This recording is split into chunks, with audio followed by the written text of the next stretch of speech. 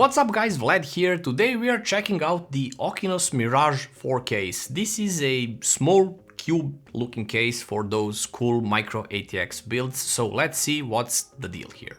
Looking for affordable Windows or Office keys? Look no further, I got you covered. Head over to scdkey.com, pick your Windows edition, use my discount code LE25 to get a 25% on any Windows or Office products. Once you complete your order, after a few seconds you will receive your code. In Windows, go to Settings, there should be an Activate Windows prompt at the bottom. Click that, enter your code and wait for Windows to finish activation. To check the activation status, use the command prompt with the command slmgr.vbs/xpr and you should receive a notification that the machine is permanently activated. Once again, use code LE25 at scdkey.com. The dimensions of the Mirage 4 are 354mm high, 346mm deep and 275mm wide. It really is a cube-looking 270-degree panoramic case. Getting inside is easy, just pull the side panel and it pops off. Classic and proven lips at the bottom, pegs up top system.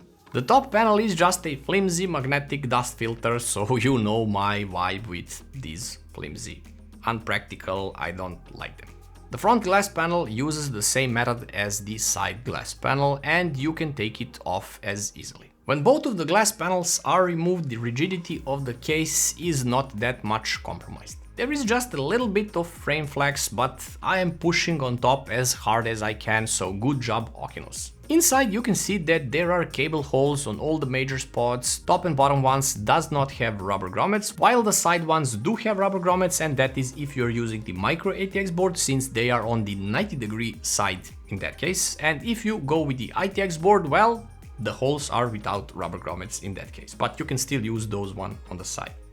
There is no support for the back connect motherboards here, it only supports ITX and micro ATX boards. On the bottom wall there is a place for displaying and mounting one 2.5-inch SSD. It supports up to 325mm large GPUs and the one I used here is super close to that size, and if you're using micro ATX boards that have upper mounted first PCI slot, then you can mount triple or quad slot GPUs without worrying about the cooling of the GPU. But if you have a board that has a lowered first PCI slot like I have here, then the GPU cooling and thus the fresh air intake is limited very much. I use this big card on purpose here and the board with a lowered slot as well. The good thing here is that it has 5 PCI slot openings for better GPU support as well as better air intake. The CPU heatsink clearance is up to 165mm, but trust me, this case was not intended for air cooling at all, so AIO is advised here. It comes with 3 pre-installed 120mm fans, 2 on the bottom, and these are the reverse plate fans, while the one at the rear side is a regular fan.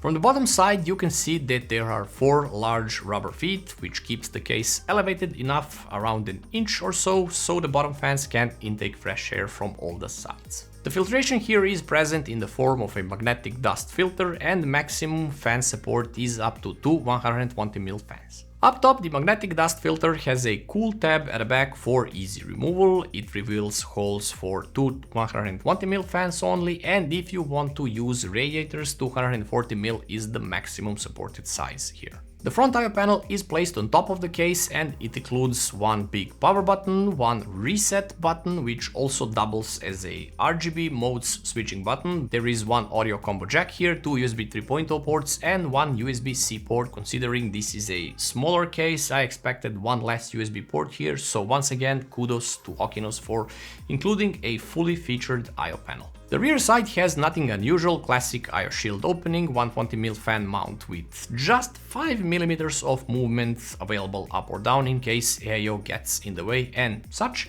It has 5 PCI slot covers without the bar in the middle. And you can also see that the PSU is installed from inside of the case. Now check this thing, the back panel is completely perforated for maximum air intake, I mean maximum ventilation of course. Removal is done via 2 non-captive thumb screws. For such a small case, there are a lot of things happening here at the back. First, there is this metal holder for SSD and hard drives up top, which also houses the accessories box.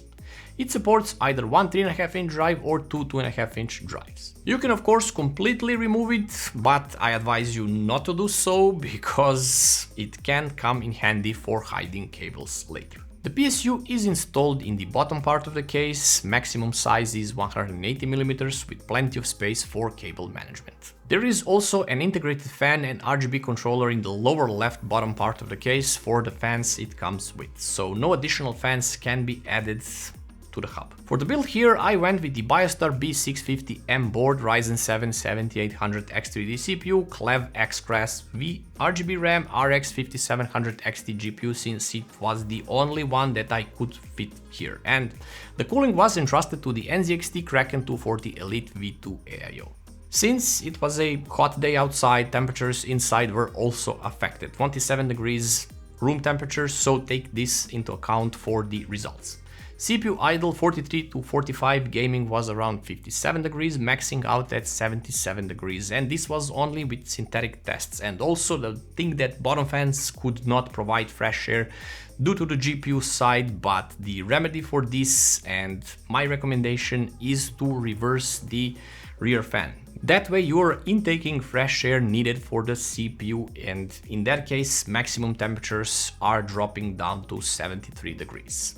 Gaming falls back to 55 while idle remains more or less the same. The GPU was idling at 35 degrees since it has direct air intake. Gaming was at 65 degrees while max with synthetic loads is up to 70 degrees. For a small cube case, temperatures are decent enough, and also bear in mind that my room temperature was really high at the moment. But hear me out. This case is only $59.99 US with 3 pre-installed fans. This is actually insane value if you want a smaller PC on your desk and if you don't bombard it with some beefy GPU. So I mean, the GPU cooling will be fine, but the heat output will be transferred to the CPU, which is why I recommend that you reverse the rear fan to be intake to remedy this situation. All in all, the case has a decent build quality. Actually, for the price it's better than what I expected. So you get 3 pre-installed fans here, you get good looking case and full I/O panel without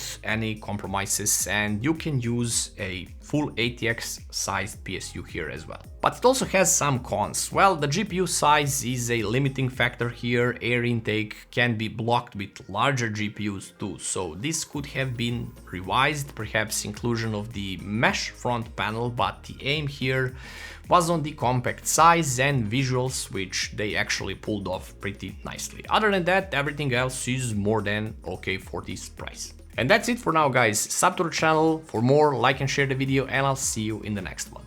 Bye.